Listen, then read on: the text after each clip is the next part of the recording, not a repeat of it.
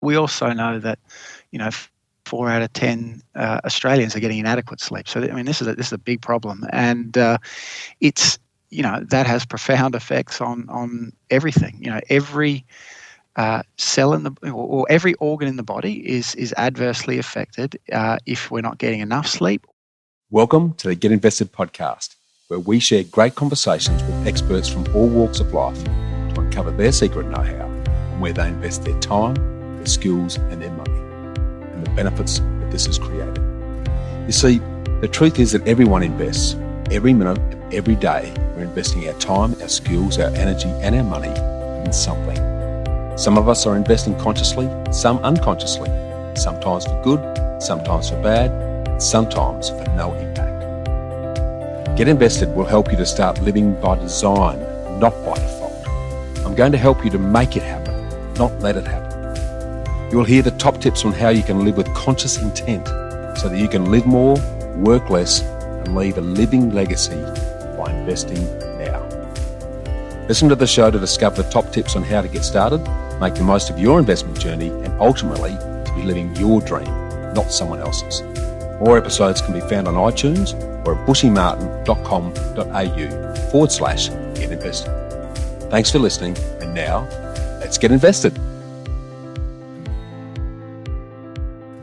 Hi freedom fighters.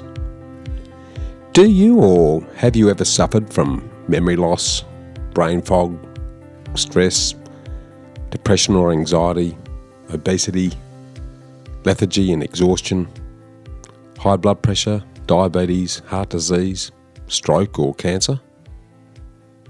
How have you or do you alleviate these ailments and maladies?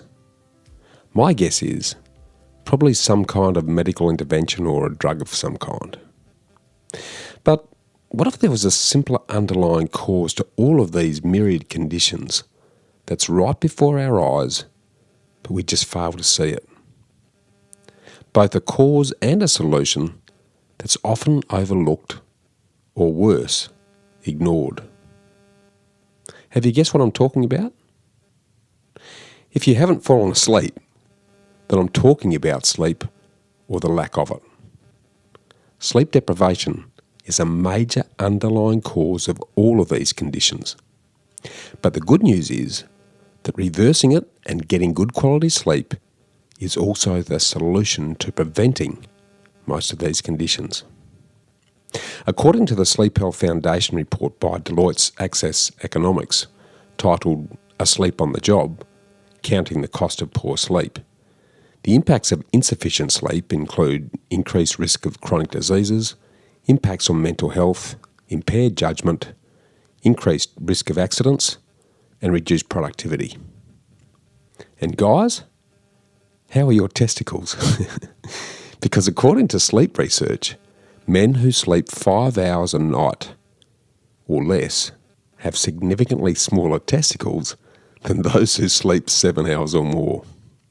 In addition, as you'll hear from our guest today, men who routinely sleep 5 hours or less a night will have a level of testosterone which is that of someone 10 years their senior.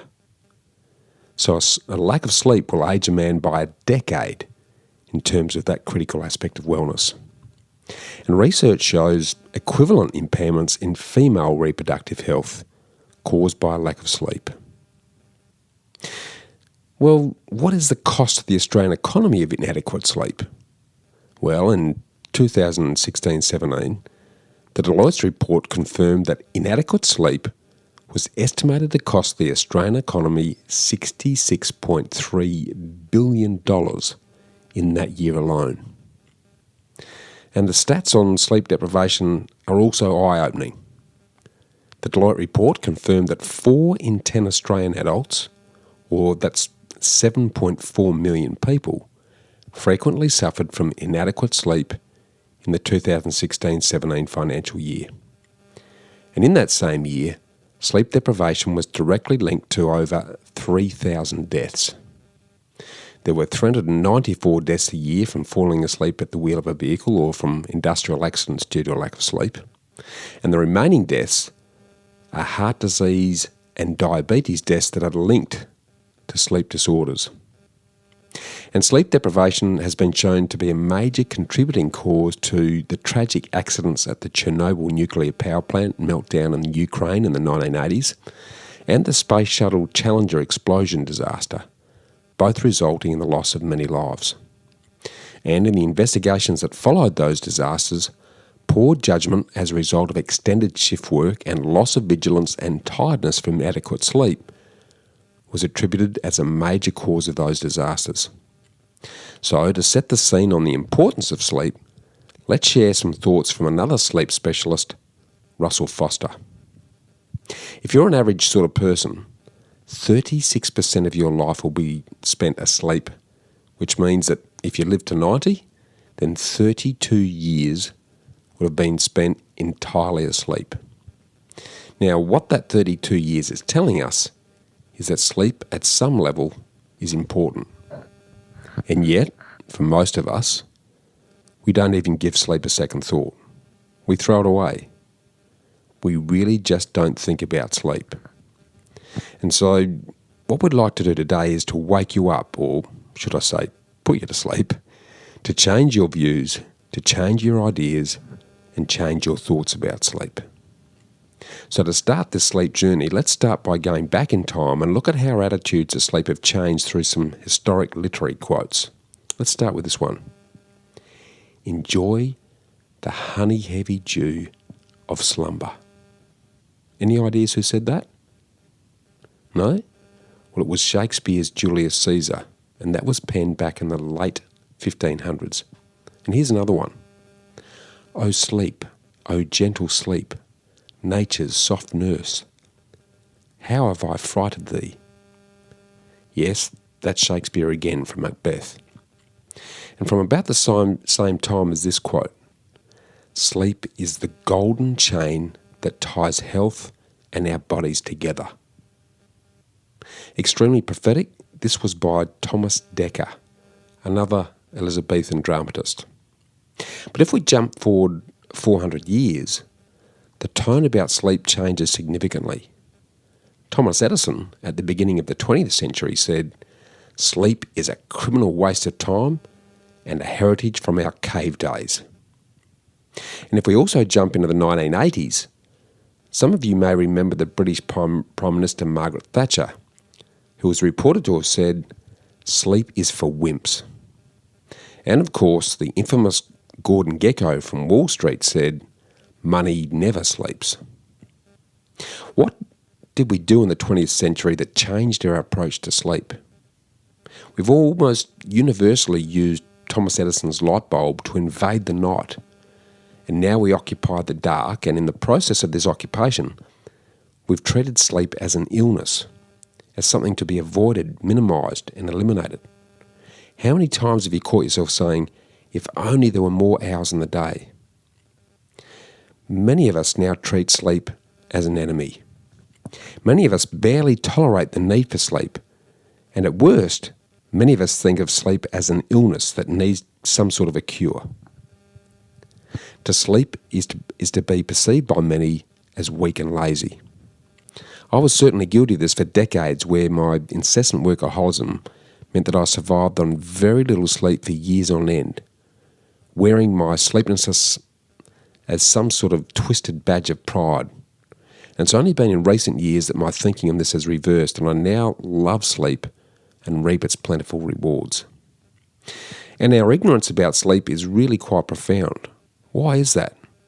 Why do we abandon sleep in our thoughts? Well, it's because we think we don't do anything much while we're asleep. Sleep is a complete waste of our precious time, right? Wrong. Actually, as you'll hear from our expert guest, Professor Danny Eckert today, sleep is an incredibly important part of our biology. And when you're asleep, despite common thoughts to the contrary, our brain doesn't shut down. In fact, some areas of the brain are actually more active during the sleep state than during the wake state. So if it isn't obvious, why do we sleep? It won't surprise you that there's no consensus on this, and the truth is that there are dozens of different ideas about why we need to sleep. One of the key reasons we need to sleep is the restoration idea. Essentially, all the stuff we've burned up during the day, we restore, we replace, and we rebuild during the night. And indeed, as an explanation, this goes way back to Aristotle over 2,300 years ago. But it's also supported by modern-day neuroscience, where it's been shown that within the brain, a whole raft of genes are turned on during sleep. And those genes are associated with restoration and metabolic pathways. Another key reason we need good regular quality sleep is its beneficial impact on brain processing and memory consolidation. Respected scientific studies have repeatedly shown that if, after you've tried to learn a task, you're sleep deprived, your ability to learn that task is absolutely diminished. It's massively impacted. Sleep studies have revealed a 40% deficit in the ability of the brain to make new memories without sleep. To put that in context, it will be the difference in a child acing an exam versus failing it miserably. That's a 40% drop. And the quality of our sleep has also been shown to have a significant impact on ageing and dementia. It's no secret that as we get older, our learning and memory abilities begin to fade and decline. But what sleep scientists have discovered is that a physiological signature of ageing is that your sleep gets worse, especially your deep sleep. And evidence suggests that the disruption of deep sleep is an underappreciated factor that's contributing to cognitive decline or memory declining in ageing and in Alzheimer's disease as well. So sleep and memory consolidation is strongly correlated. However, it's not just the laying down of memory and recalling it. What I find really exciting is research that demonstrates that our ability to come up with novel solutions to complex problems is hugely enhanced by a good night's sleep. In fact, it's been estimated to give us a threefold advantage. Sleeping at night enhances our creativity, and as you know from last week's episode with Wade Kingsley, your level of creativity will be your make it or break it skill in the radically uncertain, rapidly changing days ahead. So learn to sleep well, my friends. Sleep's not an indulgence or an extravagance. It's not some sort of thing that we can take on board casually or fit it in if we've got time. It's fundamental to every aspect of our lives, and it's becoming increasingly obvious that the quality, quantity, and regularity of our sleep will have a big impact on the level of success or otherwise that we achieve in every aspect of our lives. So stop taking it for granted, stop stealing from it and cheating it, and instead embrace sleep as a great gift and your biggest friend, not a foe to be fought and eliminated as much as possible. And the best person to help you appreciate and improve your sleep as a foundation for improvement in every aspect of your life is today's guest, Professor Danny Eckert, who's recognised internationally as a leading sleep specialist. Danny Eckert has been actively involved in human sleep and respiratory physiology research for over 20 years now. Professor Eckert is a National Health and Medical Research Council of Australia Senior Research Fellow and Mathew Flinders Professor at Flinders University in my home state of South Australia.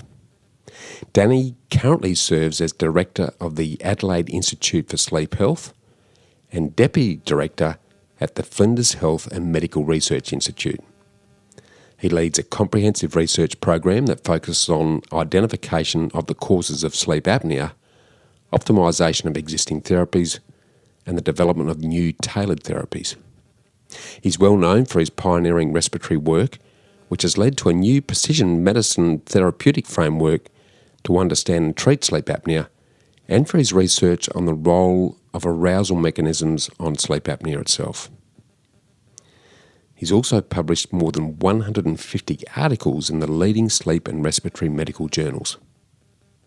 Danny's previous appointments include Professor of Medicine at the University of New South Wales in Sydney, Principal Research Scientist at Neuroscience Research Australia, and Assistant Professor within the Division of Sleep Medicine, Brigham and Women's Hospital at Harvard Medical School in Boston.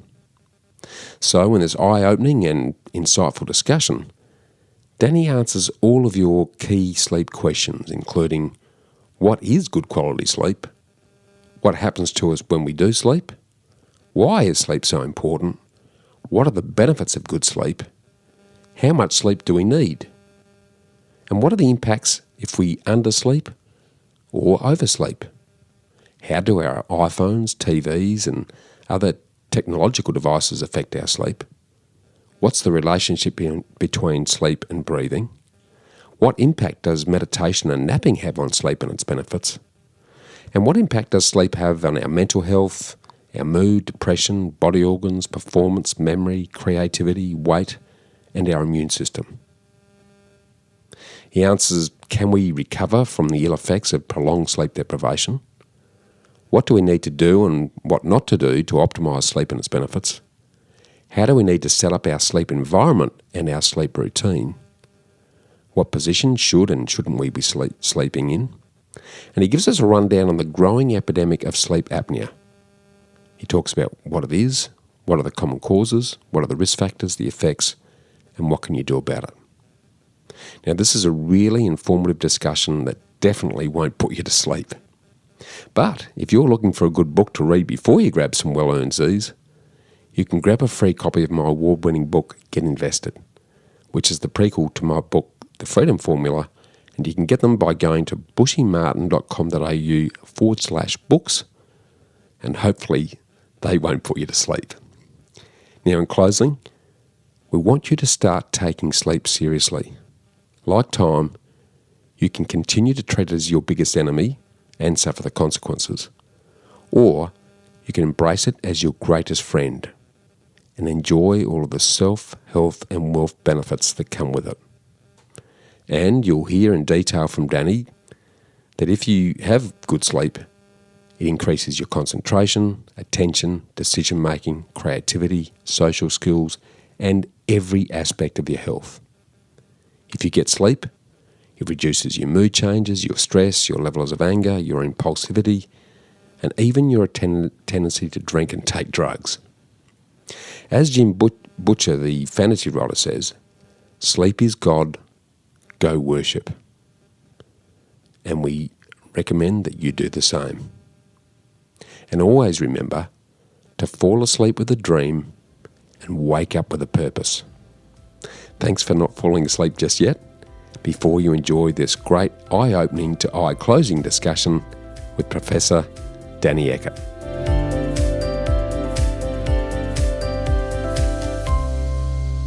Hi, Freedom Fighters.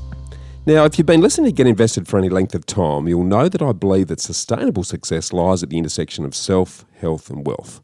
Where self is our mindset and mental health, health is about our daily rewarding rituals and happy habits, and wealth is about investing in our financial freedom.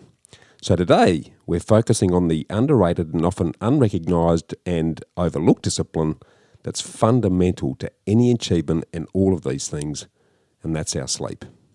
And as my great-grandmother, who lived until she was 103, always used to say, early to bed, early to rise, makes you healthy, wealthy and wise. Good framework to start it off. So to discuss the importance of sleep to every aspect of our lives, we're joined by a leading sleep specialist, Dr. Danny Eckert. So welcome and let's get invested, Danny.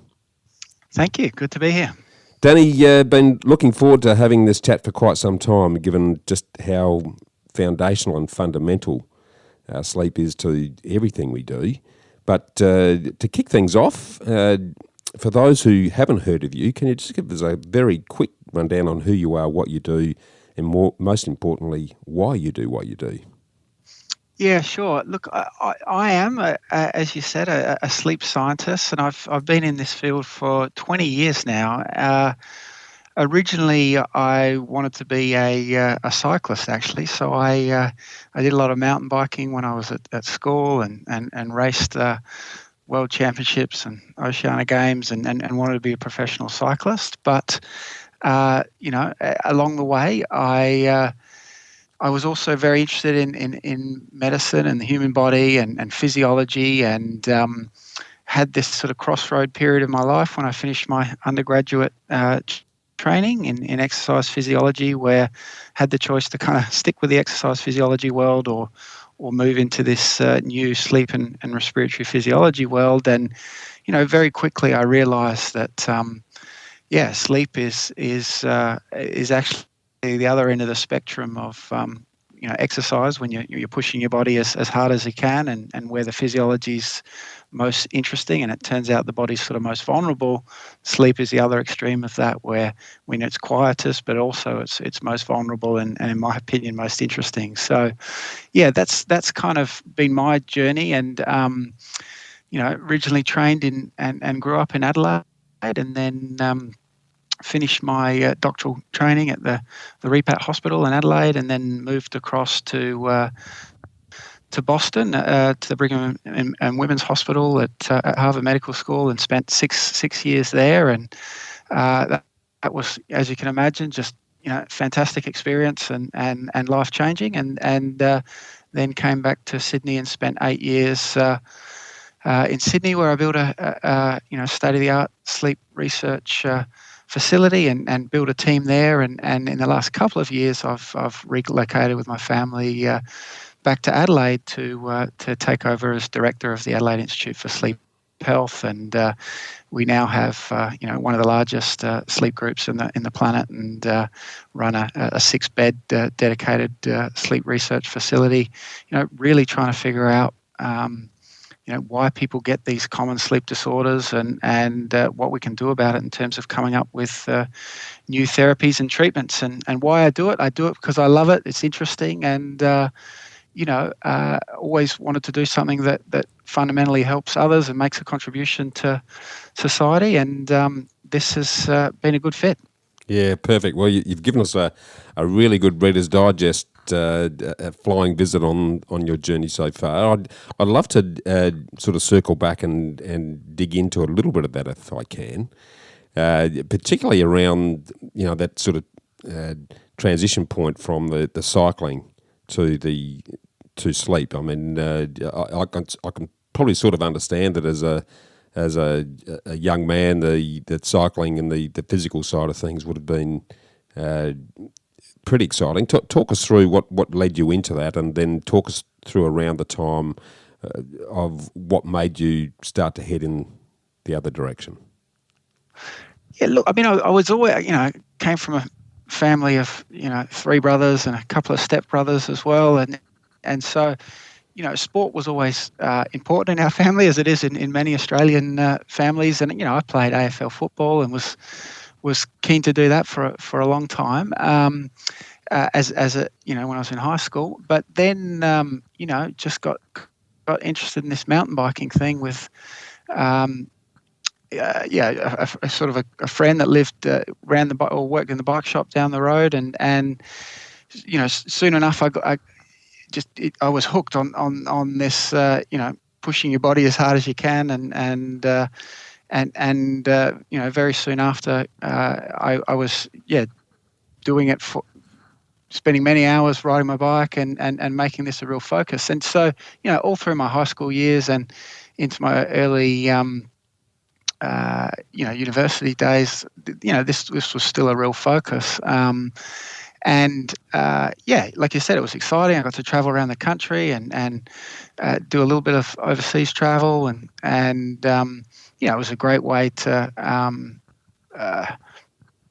not only get fit, but also see a bit of the country, and those lessons in life of the discipline, the training.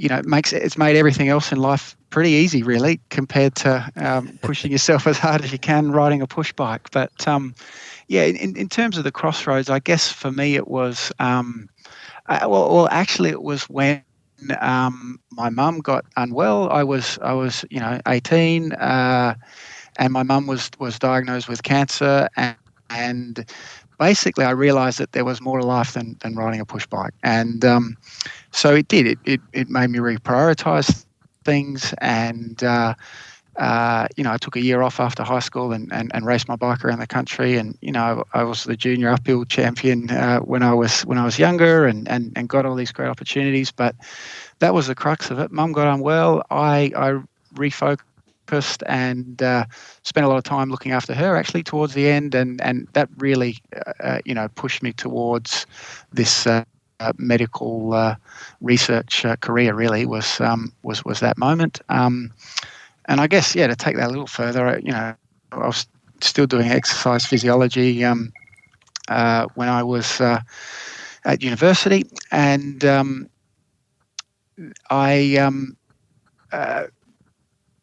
during that time, and I finished my degree, and I had a job lined up at the Sports Institute at SASI here in Adelaide as a exercise physiologist, and I was going to do more research in that area. Okay. Yeah, so that was kind of the crossroads where I was due to start on Monday this job at the Sports Institute and do some further research there in exercise physiology, but on the Friday before, I was offered a job at the Repat Hospital. When you finish your undergrad degree, you sort of, I was applying for a lot of different things, one of which was a sleep and respiratory research assistant job at the hospital here at the Repat. And and I had this weekend, and look, long story short, they offered me this 3-year research assistant position, and I had this weekend of deciding, well, am I going to go down and be a sports scientist, or am I going to give this sleep and respiratory medicine thing a go? And it was a difficult weekend, and I so due to start my new job on the Monday morning, and I went to the head of the exercise physiology at SASI there, and just said, look, I've been offered this other job, and I don't quite know which one to take. Can I take a walk? And long story short, I obviously picked the sleep one, and the very good people that inspired me. And after a year, I was inspired to do further study and research, and it's a fairly seminal moment, I guess. What was it that tipped you over in terms of going, right, I'm going to go down the sleep research path rather than a sports scientist? Can you remember? Look, I remember it was an agonising weekend, and at that point, my mum was still alive, and I spent the weekend with her down the beach, just where she lived, sort of thinking about it and talking it through, and it was tough because there are a few opportunities in this sports science area, and I was very fortunate to have that opportunity, but so I knew what I was giving up by sort of closing off that door, and that made it difficult. But I guess at the end of the day, you've got to take some risk and try new things if you want to get ahead and enjoy life. And this was very much one of those moments. So it was just, actually, when I said I went for a walk on that Monday morning, I did, but I walked down to speak to some of my university lecturers at Underdale UniSA campus at those days, and they also helped sort of push me in that direction, just said, you got to take this hospital job, and that's what I did. Can you remember why they thought that was a better route than the sports scientist? I'm just interested because they both of them are very appealing pathways, really. Yeah, look, it's true. I guess they could see it was pretty rare to have a sort of a 3-year research job straight out of your undergrad training at that stage. So I guess they could see that opportunity, and yeah, I mean, even though it was a small unit at the time, I think some of my lecturers knew how good a scientist that the people were working in that unit, and so I guess that was part of their advice that they gave me, was to head in that direction. Okay, and it was sleep or your understanding of sleep something that was a personal passion, or was more opportunity driven? The opportunity came up to become a sleep research assistant, and then your passion for the understanding and study of sleep arose from there, or was it something prior to that? When I said I wanted to be a cyclist when in my teenage years, actually I also wanted to be a sleep scientist. No, the reality is, not surprisingly, it was by chance that it came up. No one, well, maybe people do.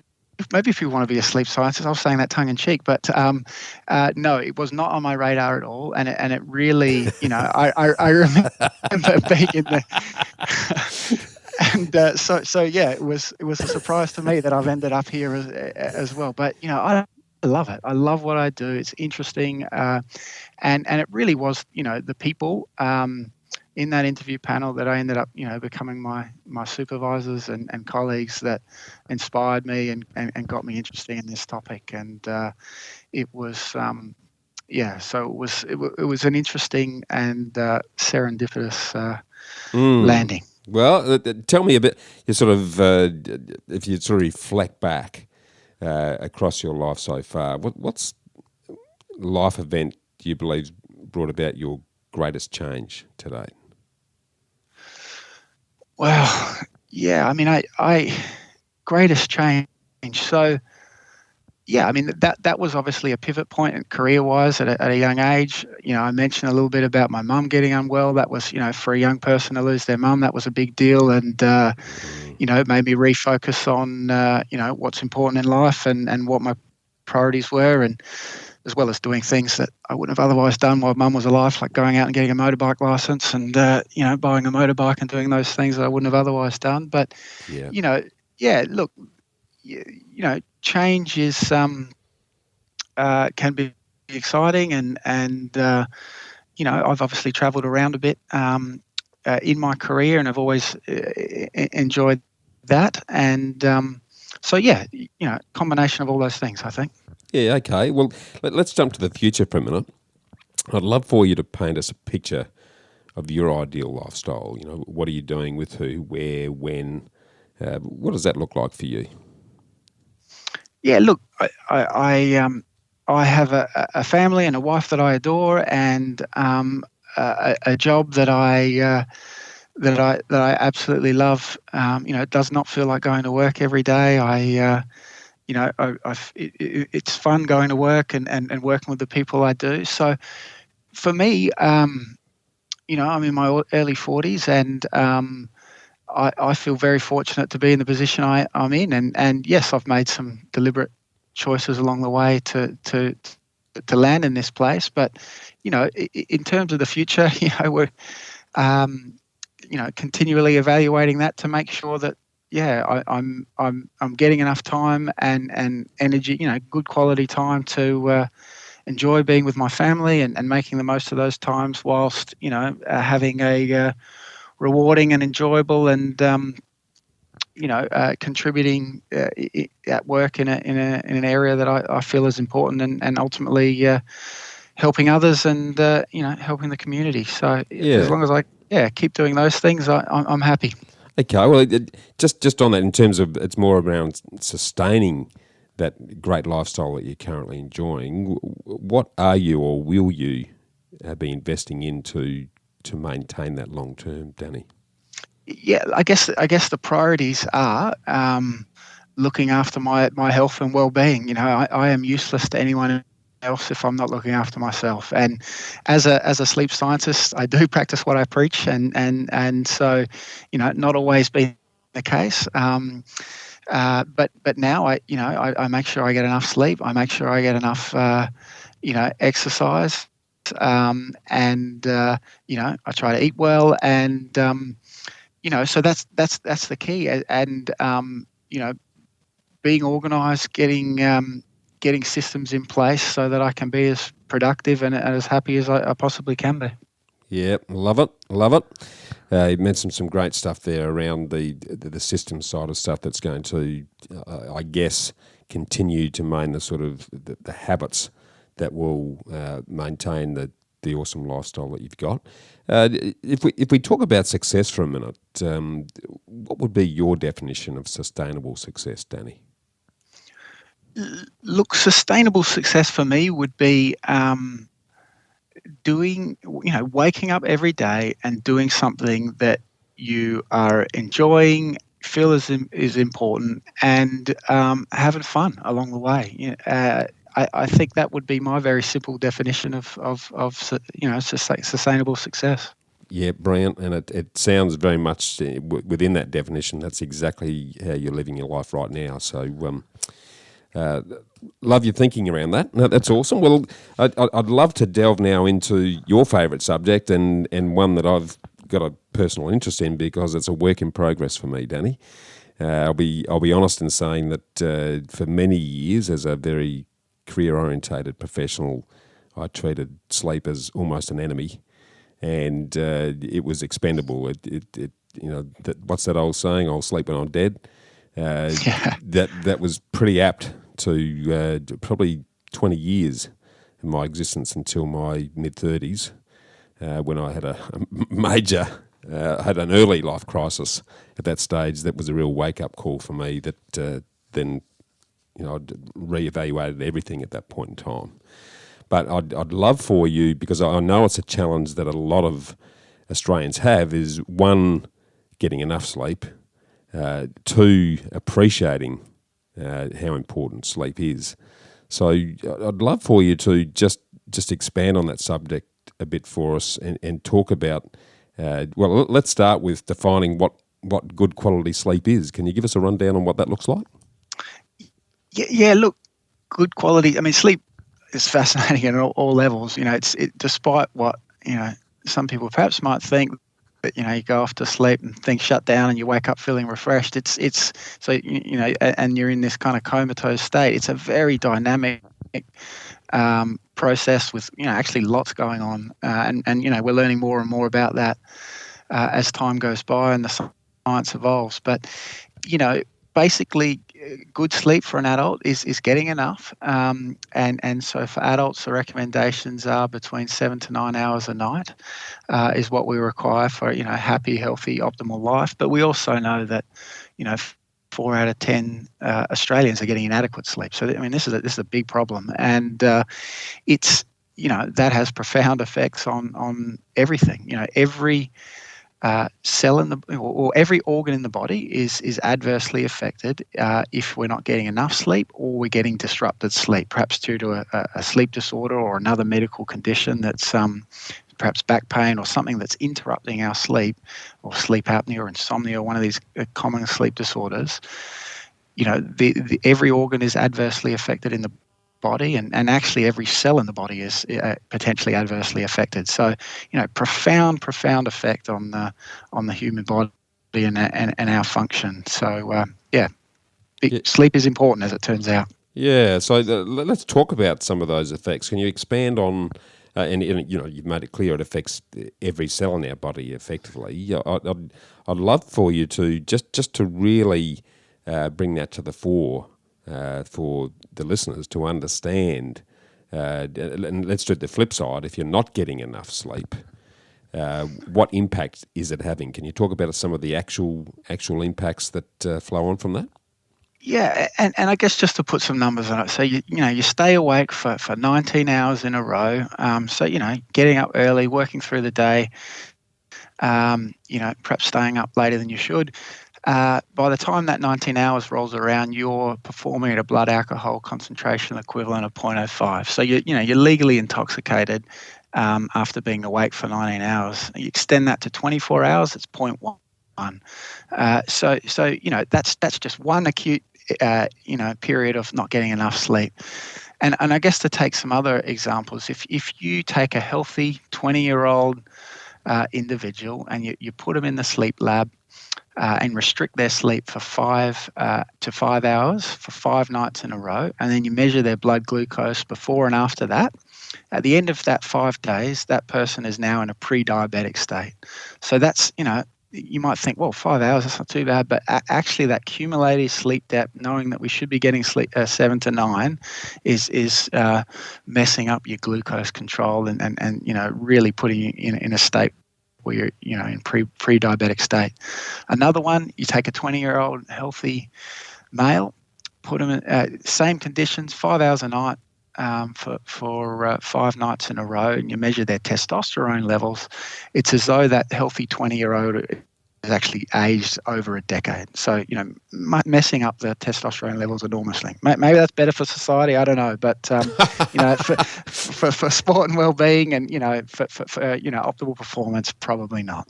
Wow. So, and that's less than a week.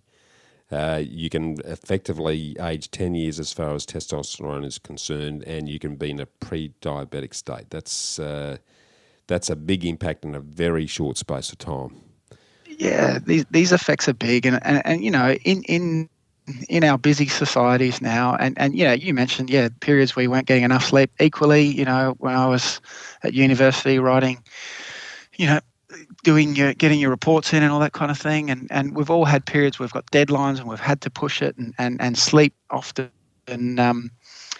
is the thing that goes. 17% of Australians are shift workers, and that places all sorts of demands and stresses on people's opportunity to sleep.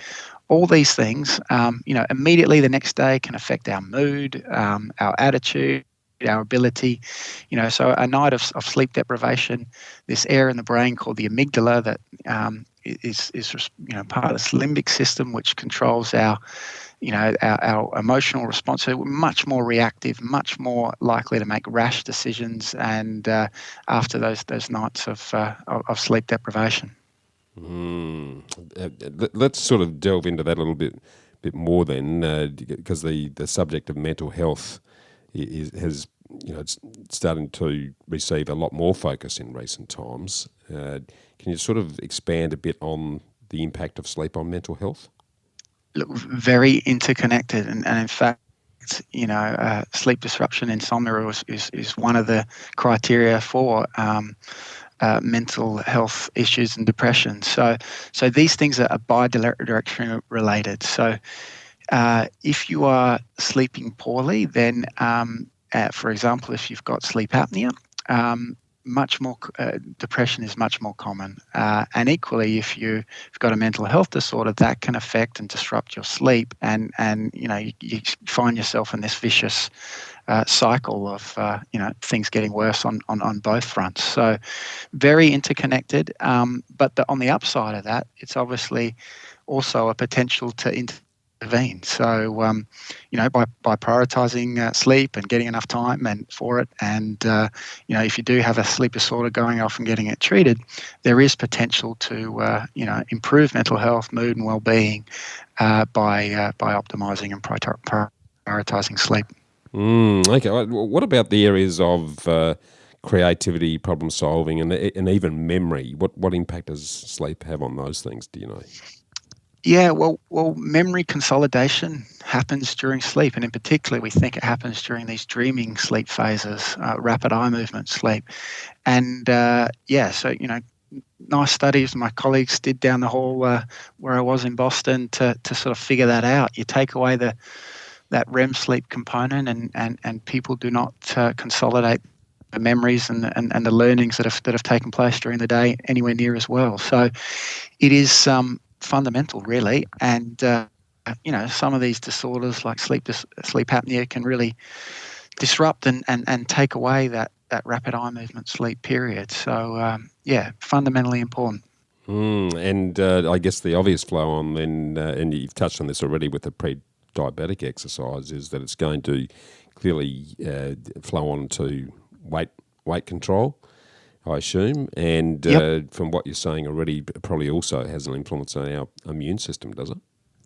Yeah, exactly. For the immune system to be functioning optimally, you need to get enough sleep, and absolutely, if you look on average, you ask people, how many hours per night on average do you sleep, and they answer less than 6, they are much more likely to be obese.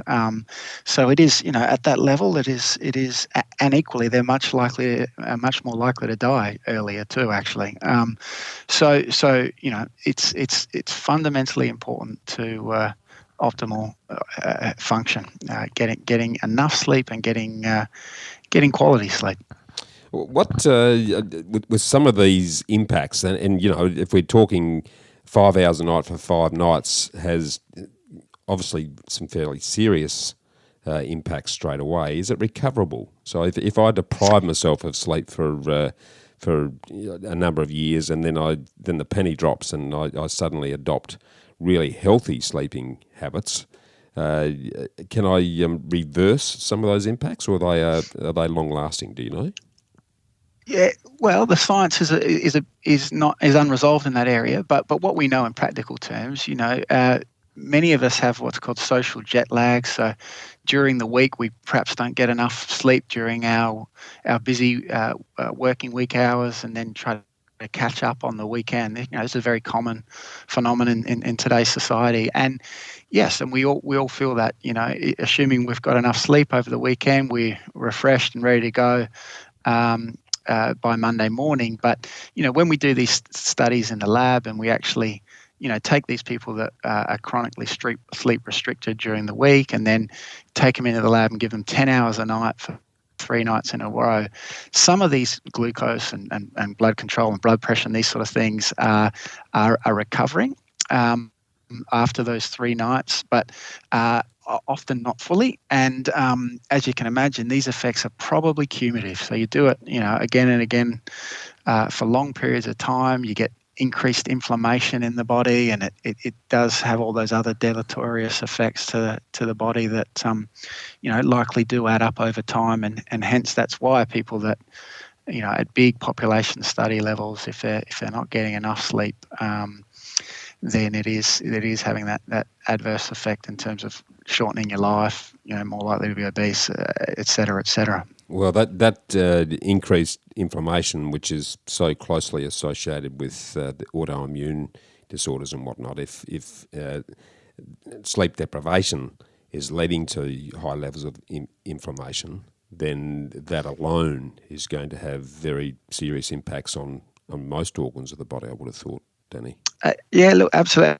And you mentioned the immune system there, and it's kind of ironic that our hospitals are some of the noisiest, most terrible places around for sleep. Because they got lights on and things that go ping, and people coming in and out all the time to do these, potentially unnecessary, checks on blood pressure in the middle of the night and things.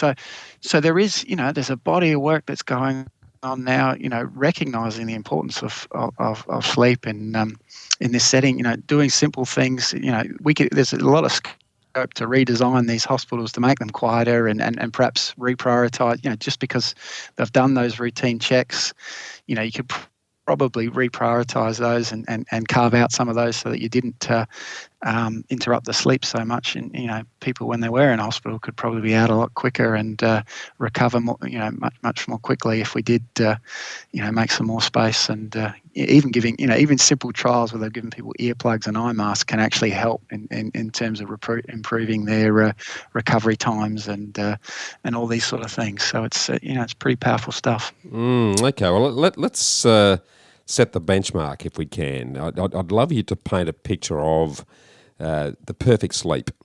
What does it look like? And then flow that into some do's and don'ts in terms of what we should be doing to promote really good quality sleep and what we shouldn't be doing to adversely impact on sleep. Can you sort of paint that out for us?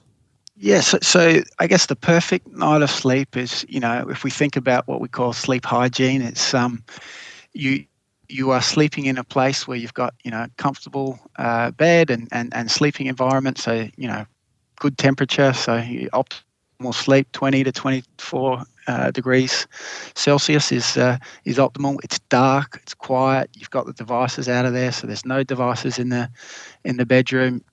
And I guess on an ongoing basis, you're getting to sleep at roughly the same time. But it seems the data suggests that actually waking up at the same time every day is sort of more associated with optimal performance and well-being. So having that routine is key, and then waking up basically wanting to jump out of bed and alert and ready to go because you've had that enough sleep, you're in a good routine, and your body thanks you for it.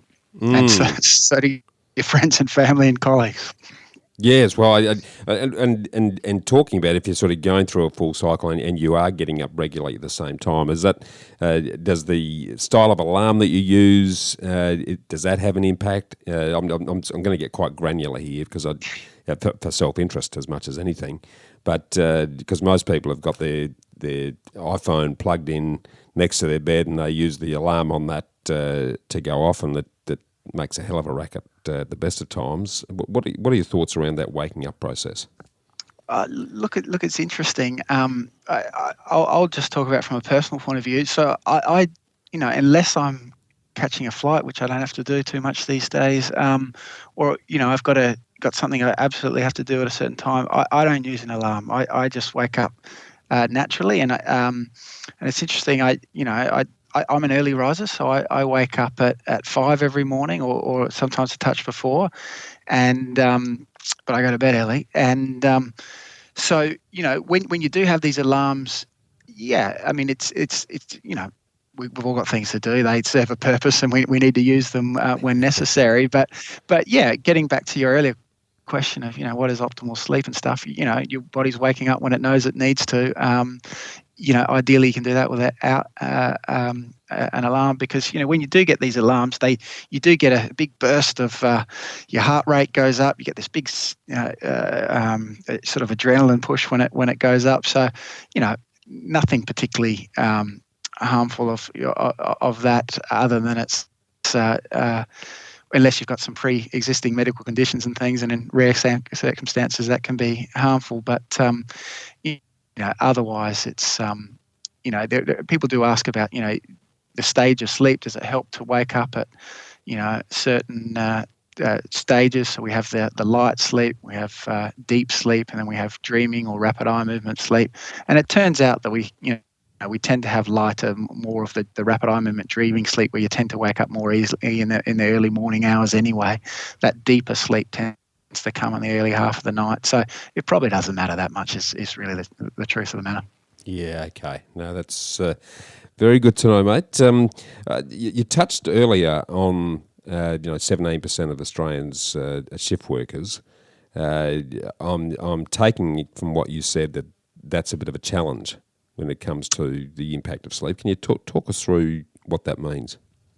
Yeah, look, it is, and because we've got the two things that send us off to sleep fundamentally every night is we've been awake for longer, and we build up all these chemicals in the body that are pushing us towards sleep. So simply, the longer you're awake, the tighter you get, basically. So we call that homeostatic sleep drive.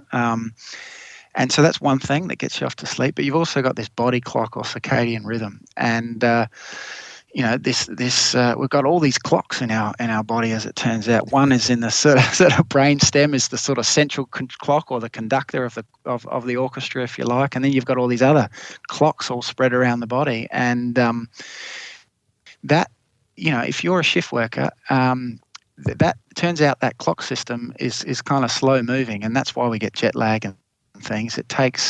You can pretty much only adjust that clock, at best an hour a day. And so if you're jumping around schedules, your body just doesn't cope very well with it. And as it turns out, all sorts of functions, growth hormone is only released during deep sleep. And if your homeostatic sleep drive as well as your body clock aren't well aligned, then you're not getting the optimal release of all these things. And even now they're starting to learn, when you take your medications, when you do certain things, there's certain windows within your body clock and your time of day where you get better effects of these drugs and certain activities. So, yes, being a shift worker disrupts those processes. And, humans, as it turns out, love routine, and shift work presents a challenge for that, and is associated with adverse health consequences as a result. What about? I know this myself. I'm quite open to the old mid-afternoon siesta on occasions, where I'll grab 15 or 20 minutes, because I just hit this wall sort of mid-afternoon. Quite often I'll just have a quiet nap, the old grandpa nap. Is that a good or bad thing in the context of its impact on the general quality of your sleep, particularly when you go to sleep at night? Yeah, look, great question. And how do you feel after you've had one of those naps? Oh, refreshed as. It really does charge the batteries. Yeah, exactly. And so and that's the truth. And it can be very useful for these shift workers. It creates a great little rejuvenator, or it does increase your alertness and performance just in that 15-20 minutes. And that's probably about the right time, actually. 10 to 20 minutes is probably optimal for a daytime nap. Any more than that, you start to get what's called sleep inertia, which those of you who have tried napping during the day is where you just feel groggy, you feel worse, and you started off with. So if you go too long, you get sleep inertia, bad. But these short, brief naps, and that's why you sort of hear it in these road safety campaigns now. Pull over, take a little nap. I've before I studied sleep, I would have never done that, but now I've done that on long drives now, and that 10-minute power nap is all you need to get going again. Now, in terms of what it does now. The only exception, we wouldn't recommend that, and this is an issue often for sort of retirees or people that do have the opportunity to sleep a bit more during the day. If you start having these naps on a regular basis during the day, then it can start to affect your sleep patterns at night, and you can create problems at night. So not recommended unless you kind of need a circuit breaker, whether it be shift work or you haven't had enough sleep for whatever reason the night before. Okay. Well, and on an allied subject, because I'm sort of quite focused on my health these days, and I'm a relative newcomer to transcendental meditation, where I just do 2 20-minute meditations, one early in the day and one late afternoonish, and they're purely just 20 minutes. You don't actually fall asleep during those exercises, but you are pretty much turning your system down for that period of time. Is that will that have any impact on sleep? Is it a benefit or a deterrent? Any thoughts around that? Yeah, look, those mindfulness, meditation, those kind of practices, particularly if people are having issues getting off to sleep or staying asleep, they can help hugely in terms of quieting the brain down. I mean, sleep is, yes, it's a physiological, biological process, but it's also a behavioural one, and so yeah, and if we've had a busy day or lots going on in our mind, we've got to turn that off so that we can let the physiology do its thing, because otherwise our brain can override these natural sleep processes. So meditation can be great in that lead up to sleep and winding down, and meditation in the morning for other reasons could be a great way to sort of map out the day and sort of get you focused and ready for the day ahead, and we know that meditation can help sort of almost it fundamentally sort of does result in plasticity of the brain and new connections and better thinking and more creativity and all these sort of things. So plus on both. Okay. Well, in the lead up to sleep, so let's talk about the routine before you go to sleep. You've already mentioned some great stuff in relation to quiet, dark room, 20 to 24 degrees optimal temperature, no devices. Let's talk about devices for a minute. Why would scrolling through Facebook on my iPhone or having a TV in the bedroom or other things be detrimental? Yeah, and so one, they're taking away time when you should be sleeping, so you're cutting into your sleep opportunity. So that first and foremost, we know how much time you can waste on these things, and so that's the first. But biologically, when you've got one of these devices, particularly when it's up against your face, so actually, we don't recommend putting TV or any of these sort of things in the bedroom, but actually the devices are worse than television because they're closer to your eyes and they emit this blue light, and the blue light that comes out of these devices tells the hormone melatonin to shut down. So melatonin is a naturally occurring hormone that releases in the hours in the lead up to sleep, and it's one of these chemicals that builds up that helps us get off to sleep. So by having that blue light emitted from the devices, you're basically telling the body it's time to go, wake up. It's an alerting signal, and you're stopping those natural biological processes that help us get off to sleep. So it's making it harder. Let's jump into melatonin for a minute, because I've got one of those brains that never stops, Danny. And one of the ways I've learned to sleep better is I actually take melatonin in a liquid format under the tongue. I also take GABA before I go to bed, and that has had a significant impact on improving the quality of my sleep. Is that a good or bad thing though, long term? Because if I'm artificially supplementing that, is that likely to have impacts on my body's own ability to monitor those key hormones, etc.? Yeah, I mean, this is individual conversations that probably need to have with your doctor, Yeah, and sorry. and equally for others. But look, in general terms, melatonin is it is a naturally occurring hormone, and in low doses is it's pretty it doesn't really have any major side effects. So it's pretty safe from that perspective. Interestingly, it is important when you take it. So it sounds like for you're taking it at a time that is helpful and it's useful. It can help change the timing of the body clock, and it can have maybe a mild sleepy effect. But it's mild. But if you take it in the wrong time of your body clock, it can actually have a counterproductive effect and sort of make sleep patterns worse. So not many people kind of realize that, and that's again just to do with the biology of how this all works. Taking it at the right time, can be helpful. Probably not particularly harmful, but yeah, with all these things, worth a chat with your doc. Yeah, sure. No, that's, and we make the point here, we're not prescribing or diagnosing anything in what we're talking about today, so we'll put the big disclaimer right there, Danny. Danny, one other thing I'd love to delve into, if you're able to put some colour around this as well, is the position that we sleep in. Does that have any impact? Like some sleep on their back, some on their left side, some on their right side, some toss around like washing machines. Is body position and how we sleep have any impact on the quality of the sleep and its benefits?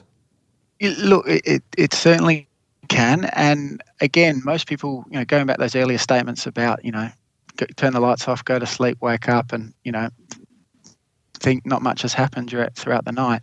Turns out we wriggle around a lot at night. If you put an infrared camera and you actually just count the number of times people move around per hour, it's a lot, some 20 or more times an hour for some people. These little movements are going on. So, and it turns out if you sleep on your back, if you are vulnerable to sleep apnea, as many of us are, this very common condition where the throat area is kind of narrowing or closing off, that's much worse when people are on their back. And so, being on the side can certainly help many people to restore their breathing if they're vulnerable to sleep apnea or maybe just snoring. Maybe people just snore on their back, which also means you're working harder to breathe and can certainly disrupt the bed partner if that's relevant. So, yes, sleeping position can be important. Okay, and you touched on it there as well, the relationship between sleep and breathing. Can you talk about the impact of sleep on breathing and vice versa? Because it's breathing is something that we do involuntarily generally. Can you talk to us about what the interplay is between those two? Yeah, look, when we go off to sleep, yes, automated breathing process, but many of us, it turns out nearly a billion people around the planet are estimated to have, obstructive sleep apnea, this common condition that really plays havoc on sleep. And by closing off that throat area anywhere from the back of the nose to the sort of back of the throat, it's narrowing and closing. So these people are not getting enough air through. They're often snoring and all the things that we've talked about of, not getting, that happens with not getting a good night's sleep. This is important. Or this happens for these people.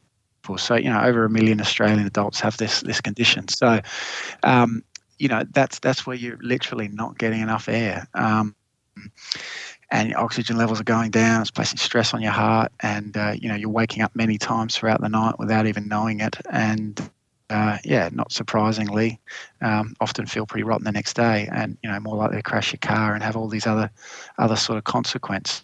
So, look, it's breathing and sleep is obviously we need that to happen, and when it doesn't, it's bad. Put simply. Yeah. Yeah. Okay.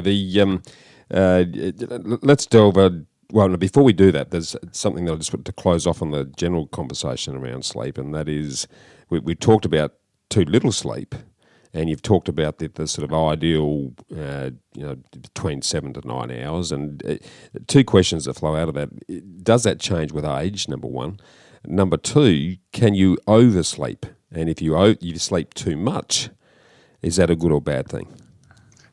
Yeah, really important questions. And so getting back to that earlier question that I sort of posed, when you ask people on average, how many hours per night do you sleep? And I mentioned, bad if you say less than 6. Well, actually, it's also bad if you answer so they've asked this question literally to millions of people around the planet. And when they answer that and they also answer more than 9, that's also associated with lots of adverse health outcomes, including premature death and all those sort of things. So and that, we don't really know why that is. We understand this. We're learning more and more about all the stresses and the impact on the body with inflammation that we talked about when you don't get enough sleep. But why, being in bed for too long might be bad for you. Now recognizing this is only asking people, so this is their self-reported response. So whether they are actually getting 9 or more hours, we don't know. And so it may be a reflection of other issues going on. So often, depression can lead to long periods in bed, and so there might be other comorbidities. The studies, as best they can, they try to sort of take account of these things, but there might be other things that, by answering that question, there might be other things that are coming into that. But getting back to how much we need and what the recommendations are, well, it varies across the lifespan. Those that are parents, our newborns, they need a lot. Their first few months of life, they're sleeping 14 to 17 hours a day is the recommendation. And infants, 12 to 15, toddlers, 11 to 14, preschool, 10 to 13, school-age kids, 9 to 11 hours a night. Now teenagers are supposed to be getting 8 to 10 hours a night. Many of them don't. And a recent study out of Canada showed that only 15% of teenagers were getting that recommended. This time in their life when they're supposed to be growing and thriving and learning, and they're chronically missing out on average. Wow. Teenagers. And so, adults 7 to 9, and once you're over 65, 7 to 8 is the recommendation. So. You mentioned a really important point there, because at that very formative age as a teenager, when you are soaking up the skills that are potentially going to set up the rest of your life, and you're cheating yourself on sleep, and therefore not either mentally or physically putting you in a position where you're absorbing and learning and optimizing the situation, that is going to have some long-term effects, I would have thought. Potentially, yeah, and you can imagine. Doing those sort of studies are hard because you've got to follow up people for a long time. But there is emerging evidence that your sleep patterns when you're younger will predict your insomnia and mental health 15 years on. So these kind of signals are coming through now. So it is a crucial window. So all the parents out there listening, getting those sleep patterns in early for kids and reinforcing as best we can is an important thing to do. Absolutely. You've touched on sleep apnea a few times, and most of us know what it is, but there will be some that don't. Can you, given your expertise in this particular area, can you break it down into what actually is sleep apnea? What are the types? What are the causes? What are the risks? And most importantly, how can you prevent and treat it if you are suffering from it? Yeah, sure. So sleep apnea, most common form is obstructive sleep apnea, where that throat and back of the nose area is actually, so that area is actually surrounded by a bunch of muscles, 25 or more little muscles, and that allows us to swallow and speak and move this throat area around and do all the things we need to do, as well as breathing, of course. But when we go off to sleep, all the muscles in the body relax, and these are no exception. So, these people or some people will already have a slightly narrow airway, and as these muscles relax, they can actually restrict airflow and actually close off completely if they get too relaxed. And So what happens in sleep apnea is you're still obstructive sleep apnea. You're still trying to breathe. You're still making efforts to breathe, but that air just isn't getting through. You're not getting enough air into the lungs, and therefore to the rest, enough oxygen to the rest of your body. And so these events can happen for they need to last for at least 10 seconds, but they can last for minutes, actually. And in severe cases, people are having more than 100 times per hour their airways closing off and they're not getting enough air. And waking up, 5 or 10 seconds at a time, going back to sleep, and it's happening again and again and again and again throughout the night. Wow. So that's obstructive sleep apnea.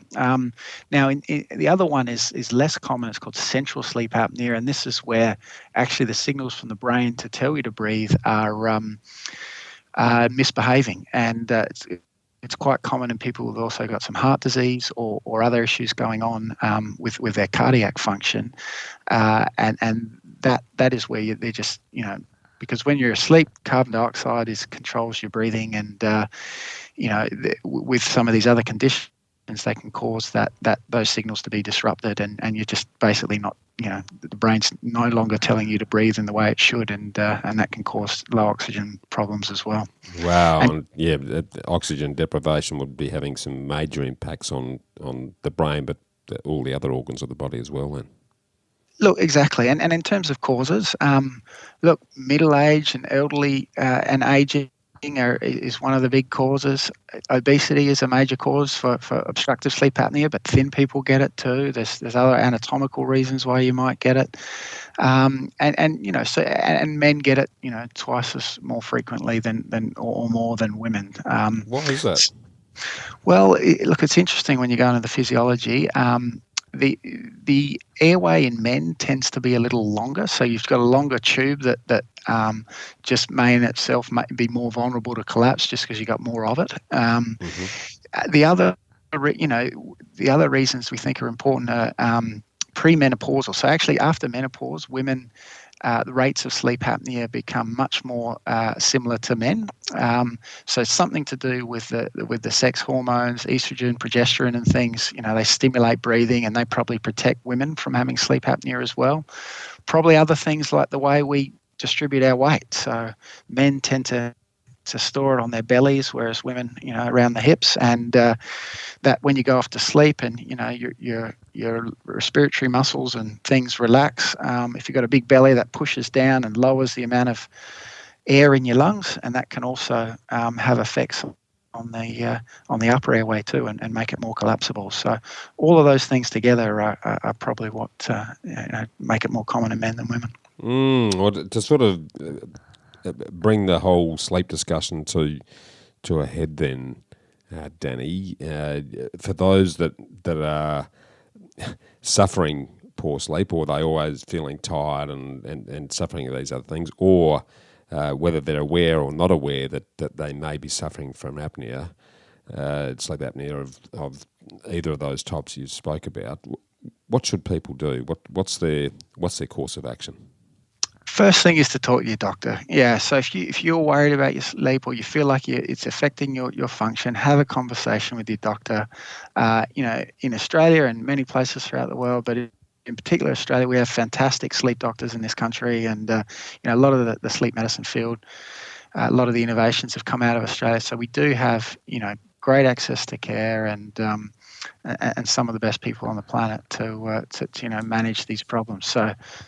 Yeah, like all health things, first point of call is to have a chat with your doctor, and as well as doing the other things. If you find, you've gone through all those behavioural things of making sure the bedroom's quiet, you're getting enough sleep, and you're still feeling like you're not waking up refreshed, or you've having some of these other issues we talked about, then I would encourage people to have a chat with their doc. Yeah, yep, always a great place to start. All right, well, look. I feel like we could talk about sleep until we put the listeners to sleep, Danny. It's a subject that I think is finally starting to get the sort of recognition that it needs in terms of people understanding just how important it is to our longevity and our enjoyment of life generally. So really appreciate your thoughts on that, and I know that's going to get anyone who's listening to this to start thinking very seriously about how something as simple as because it is pretty simple if we break it down, getting good quality sleep can be to aspects and other issues that you might be suffering in your life may all trace back to the quality and the pattern and the behaviours that you put around sleep. So I appreciate you enlightening us on that today, mate. But I'm going to jump now straight into what I call the ambush round, or the bushfire lightning round, where there's just 5 quick questions that the listeners always love to glean your words of wisdom on. So to kick off on the first one of those, what's your favourite quote and why, Danny? Oh, look, hard to narrow it down to one, but some of Martin Luther King's wise words I always find pretty inspiring. So I kind of like this one. So, if you can't fly, then run. If you can't run, then walk. If you can't walk, then crawl. But whatever you do, keep moving forward. So, I like that one of just sort of keep on going, keep pushing, doing the best you can. Yeah, that's a cracker. That is a good one. On the literary field then, what's the top book that you'd recommend people read and why? I read a lot at work, so I tend to read for pleasure. So I would say read what you enjoy, and that lesson also transfers to the rest of your life. Do what you enjoy, and so. Yeah, I tend to read things like at the moment I'm reading Keith Richards' biography. So, I wouldn't recommend that to everyone, but it's, I read to switch off. He's a really interesting guy, mate. One of the other guests on the podcast used to be a interviewer for the Rolling Stones magazine. Yeah, sure. And he told, because I'm a mad Stones fan. I'm a big muso fan, cool. Actually, and he told some really interesting tales about the perception of Keith Richards versus the reality of Keith Richards, and what you see is definitely a very different person. He's actually a very intelligent, very clever guy behind the scenes, but he portrays this sort of drug rock and roll persona, rock and roller. Exactly. Yeah, so I reckon that'd be a pretty interesting read, old Keith Richards. Yeah, it's worth a read. Yeah, definitely. Now, this one's a little bit left field, but most Aussies believe that they pay too much tax. So I'd love you to share what's the top legal thing that you've done to minimise the tax that you pay, Danny. I am going to take a pass on that because I as an academic, I just pay my tax every year that I'm supposed to. So my life is pretty easy on that. Pretty front. simple. I just do what I'm told. Yeah.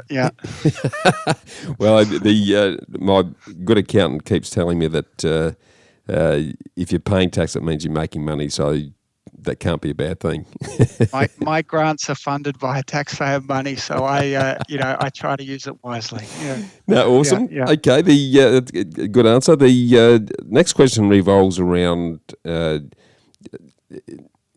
what's the worst and the best piece of investment advice that you've ever received. Now, I know you've said earlier that you're not doing a lot of investment, but you'd probably pick some things up along the way. What do you consider to be the worst and the best piece of investment advice that you've received to date?